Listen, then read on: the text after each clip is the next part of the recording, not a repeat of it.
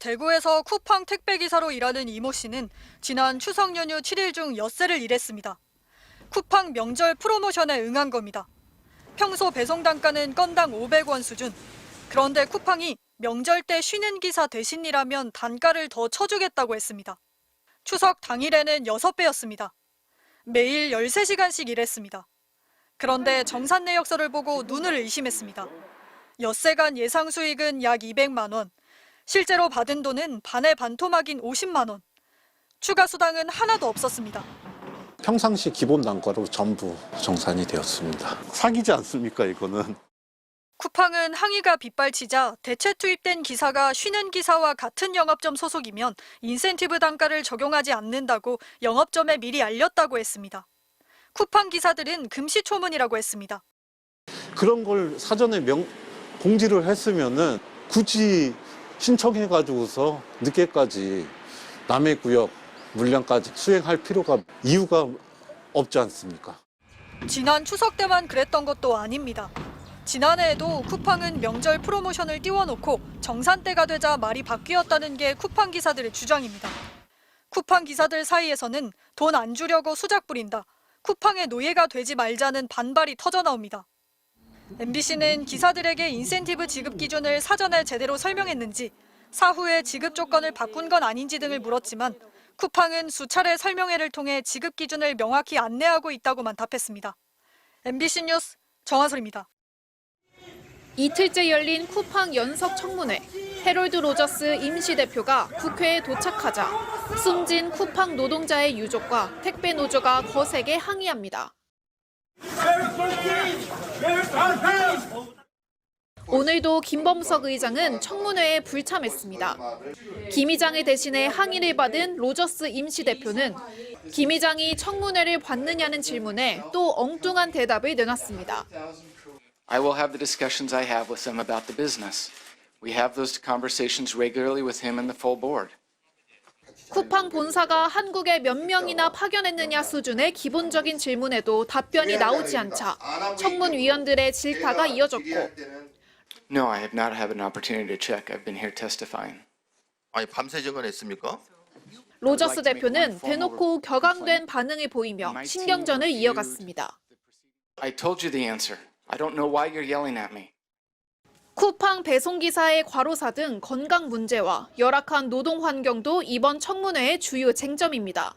주간 업무보다 야간 업무가 더 힘들다는 증거를 모른다며 회피했던 로저스 대표는 모르면 같이 일을 해보자고 제안하는 청문위원에게 원하면 같이 하자고 답했습니다. 저와 같이 심야 배송 하루 12시간 택배 업무 같이 해보실 것을 제안합니다. 3번 배송을 하려면 얼마나 힘든지 택배 노동자 고충을 한번 느껴보셔야 될 것 같습니다. I would love to deliver with you. I've done it several times and think it's a great experience. So you're welcome to come along with me. 쿠팡이 내놓은 1인당 5만 원 수준의 고객 보상안에 대해선 쿠폰 사용이 보상으로 간주되는 것 아니냐는 지적도 나왔는데 로저스 대표는 아니라고 선을 그었습니다. 부재소 합의 조항 포함시킬 겁니까? 해롤드 대표? No, there are no conditions in those vouchers, and there will not be any conditions in those vouchers. 불참으로 일관한 김범석 의장의 로저스 임시 대표의 불분명한 답변과 태도 논란으로 청문회는 오늘도 공전했습니다. 이에 여당은 쿠팡 정보 유출과 노동자 사망 문제 등에 대한 국정조사 요구서를 오늘 국회에 제출했습니다. 국정조사 증인이 국회 출석을 거부하면 동행명령장이 발부될 수 있고 이를 거부하면 법적 고발도 가능해 청문회보다 한 단계 압박 수위를 높인 겁니다. 여당에선 김 의장이 계속 불출석하면 입국 금지 조치까지 추진하겠다고 밝혔습니다. MBC 뉴스 김현지입니다. 쿠팡 배송을 시작한 지 열흘 만에 발목 힘줄에 염증이 생겼습니다.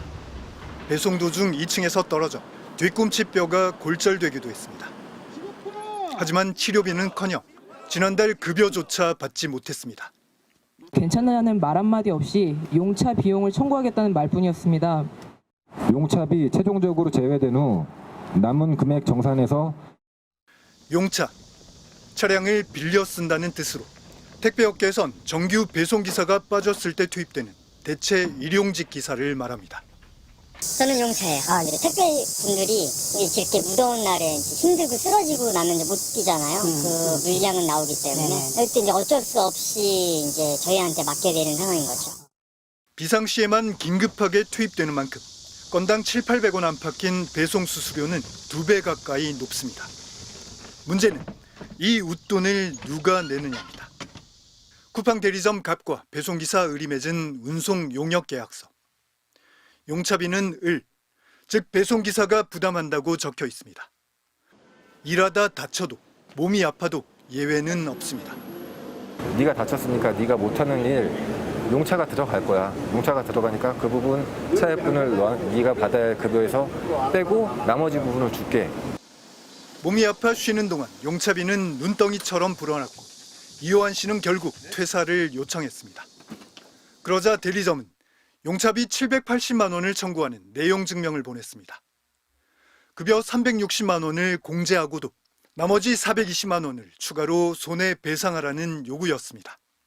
밥 한 끼도 못 먹고 14시간, 15시간 일하는데 몸이 아프다는 이유로 더 이상 나가지 못했는데 오히려 400만 원의 손해배상이 나왔을 때는 그때 심정은 정말 제가 무너지는 것 같았습니다.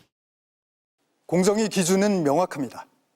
일하다 다쳤고 본인 과실이 없다면 용차비 같은 명목으로 모든 책임을 노동자에게 떠넘길 수 없습니다. 또 손해액을 사업주 마음대로 정하거나 정산 방식을 일방적으로 통보해서도 안 됩니다. 이 기준에 비춰보면 쿠팡 대리점의 용차비 전액 청구와 일방 통보는 위법 소지가 큽니다. 위법 가능성이 제기되자 뒤늦게 대리점들은 밀린 급여를 지급했고 손해배상 청구도 철회했습니다. 대리점 측은 오해가 있어 입금이 늦은 것뿐이라고 MBC에 해명했지만 다치면 손해인 불공정 계약은 여전히 그대로입니다. MBC 뉴스 차주혁입니다.